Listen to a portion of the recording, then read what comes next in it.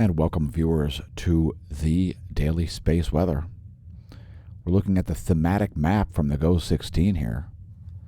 Sunspot 2833 showing a little bit of a pink spot there, which represents flaring. It's an area of increased X-ray output.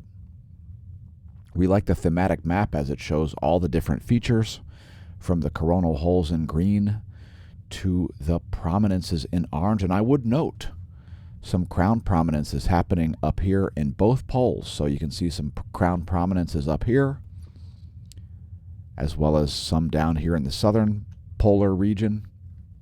Crown prominences are associated with higher levels of solar activity. And we're not really seeing higher levels of solar activity here despite those crown prominences. So we also may have some coronal mass ejections headed Earth's way. I just can't tell because I can't access the stereo website. So I'm not able to view stereo A's imagery. And we've seen some filaments down here that are no longer there, which means they've either collapsed or they have ejected. Your guess is as good as mine whether they have. And here's one more run of the thematic map. I would note the time and date stamps at the bottom. Next, we've got a star chart of the solar system. Here's where stuff is now. And we've advanced it 1 week. Here's a star chart. And if you're up before dawn, you may see Saturn, as we've got Saturn near the apex of its path across the ecliptic right now, being trailed by Jupiter. And the 10.7 centimeter radial flux appears to have dropped back down below 70. That looks like an erroneous number there, folks. Radio flux here. Here it is on Solon.info. I'm not seeing data from NOAA on radio flux. And this Solon.info chart here, this is a 1-year graph showing it at under 70 solar flux units. I find that hard to believe. We've got a large Earth-sized sunspot in the northeastern hemisphere. There is also a forecast for geomagnetic unrest starting late tomorrow, June 15th.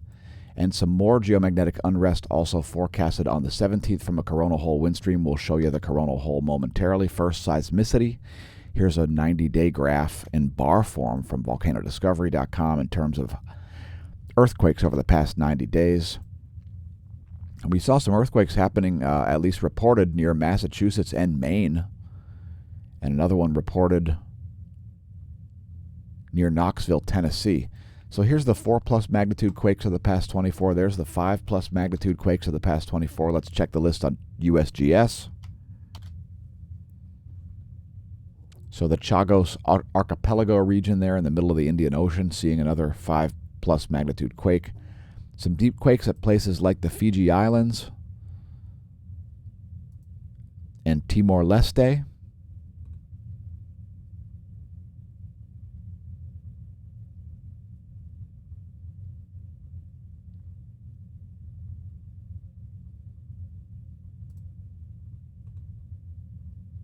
Just scrolling up the list here, bear with me. Deep quake in Indonesia at a 4.5 magnitude and 242 kilometers depth. Largest quake of the past 24 was this 5.5 at Somalia, at Bosaso, Somalia. And continuing on, check it out. It's Nevado del Ruiz, which, by the way, is located in Colombia. Some imagery there of some outgassing.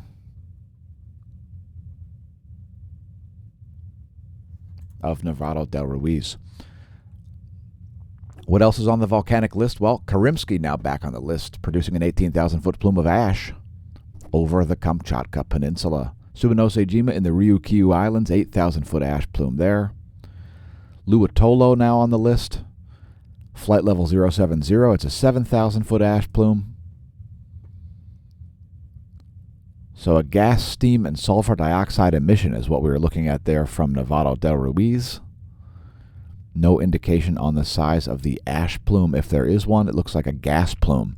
Revenador in Ecuador has dispersed its ash. Sabancaya in Peru has been exploding, producing continuous ash emissions and a 24,000-foot altitude cloud of volcanic ash. Nevado State Chilean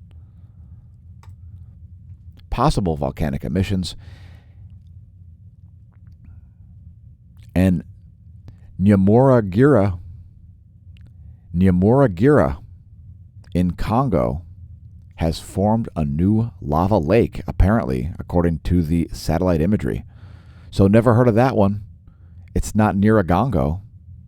It's a different volcano in the Congo, has formed a new lava lake.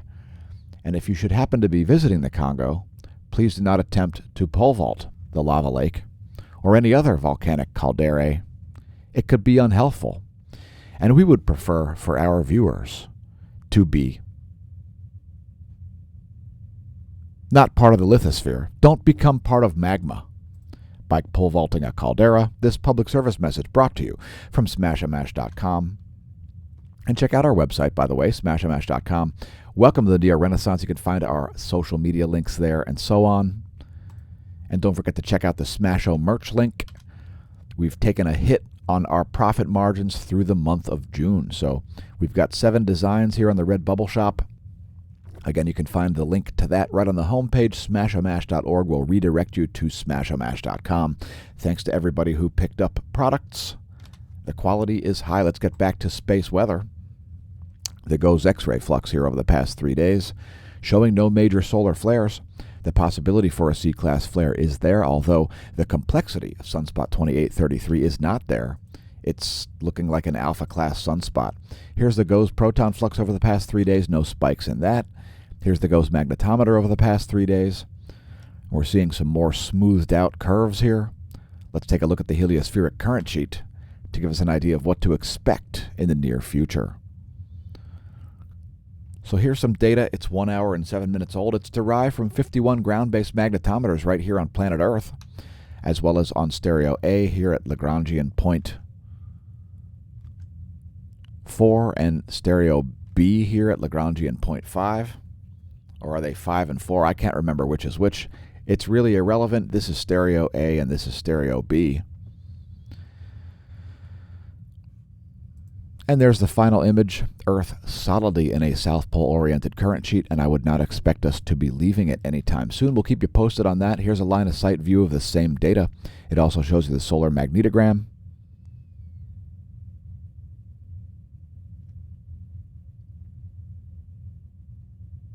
Next, we'll show you the coronal hole field plot from the line-of-sight perspective. And you can see the sun's B field here shown in the blue potential field surface source lines. And you can see that large coronal hole system there in the southern hemisphere. Again, the coronal hole wind stream from that expected on the 17th. Geomagnetic unrest forecasted as a result of that high-speed wind stream. So here's some hydrogen alpha imagery. I'm sorry, that's not hydrogen alpha imagery. That's the intensity gram. The latest imagery here from Lermouth, Australia. Sunspot 2833. Looking like it only has one umbra there. It looks like it's an alpha-class sunspot. Continuing on, we can't see the Integrated Space Weather Analysis Center, by the way. We hope NASA gets their websites back up soon. Next, looking at global geomagnetism, the KP index has been pegged at 1 for the past 24 hours. Each bar represents 3 hours, and there are 8 of them. Geomagnetic calm conditions. Next we'll look at the real-time solar wind here.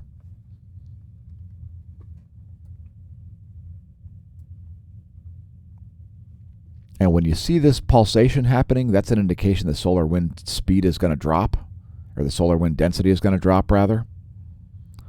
This is sort of the last fleeting moment before we get a more consistent signal, typically. So expect to see a lower solar wind density and a lower solar wind speed coming in the coming day or two. Current conditions are only 4 protons per cubic centimeter for the solar wind density. Solar wind speed just under 400 kilometers per second at 403. As a coronal hole wind stream and possible coronal mass ejections are on the way.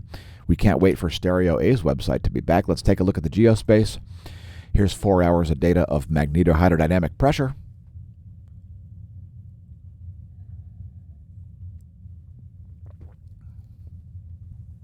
And it's all fairly stable here, fairly low pressure here as a result of the diffuse and slow solar wind speed and density. It's a slow, diffuse solar wind. Next, looking at perturbations on the ground, otherwise known as geospace delta B, changes to the Earth's B field. And we don't see many of them as there's not a lot of magnetism being induced by incoming solar protons. In any case, we show 4 hours of data daily due to the fact that we are currently living a geomagnetic excursion. We'll let it play through a second time. The North Pole has split into two in the past couple of years. We've got a North Pole over Canada and an additional North Pole over Siberia. The net North Pole is someplace east of Greenland. And the South Pole is someplace south of Australia, having left the Antarctic continent entirely, thousands of miles from the geographic South Pole. And a consumer tip, we do regularly stream live to Twitch. Today we'll be doing a meteorology segment live on Twitch before we upload it to YouTube. Thanks to our Twitch followers. Also thanks to our YouTube subscribers. Thanks to our new subscribers. And if you are new to the channel, congratulations on finding it. Check out our playlist. There's lots of other videos besides our daily space weather. Don't forget to press like and subscribe if you enjoy the content, and please share on your social media, as the algorithms do less than help us. The algorithms are doing algorithm.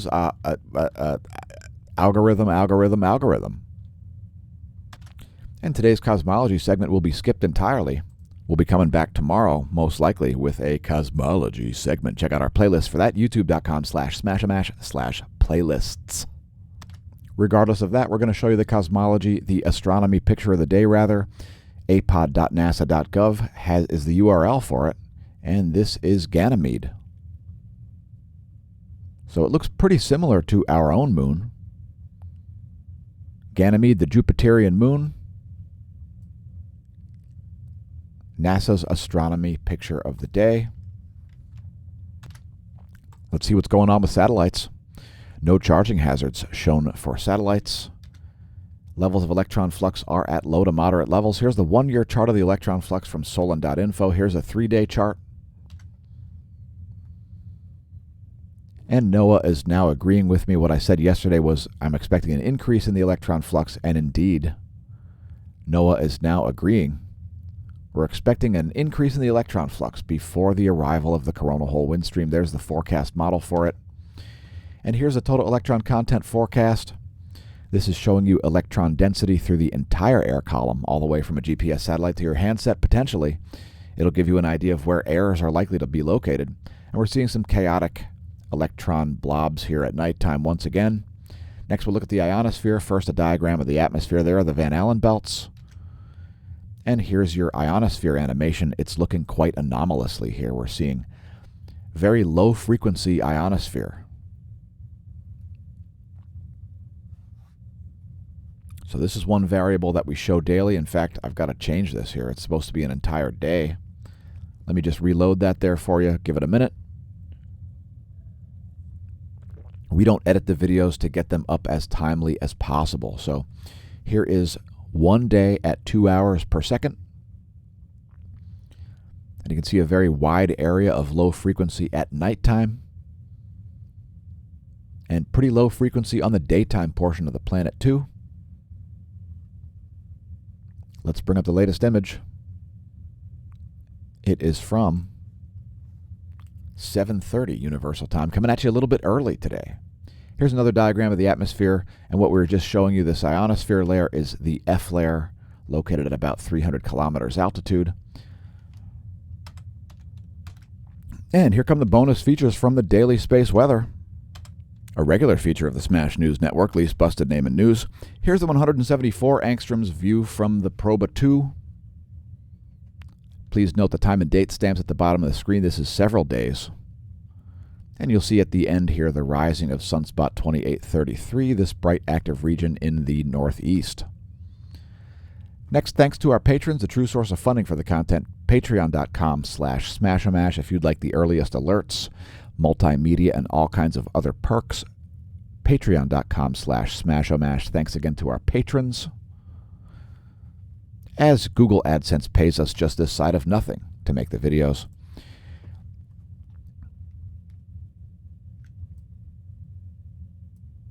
Here's some more imagery of the closest star. It's 195 angstroms, also good at showing coronal holes, and these coronal holes down here are the ones that will be sending protons, that have already sent protons our way, and we can expect the arrival of those in a little over 2 days.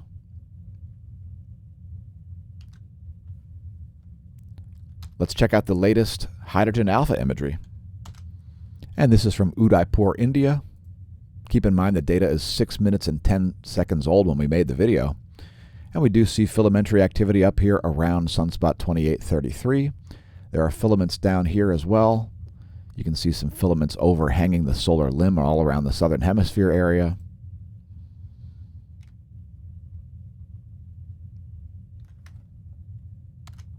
And last but not least, the latest imagery from the GOES 16, 171 angstroms. Anyway, thanks for tuning into the Daily Space Weather, folks. We'll see you next time. I've been your host, Dan, a.k.a. smAsho, signing off from the Smash News Network, least busted name in news. May that solar wind be at your back.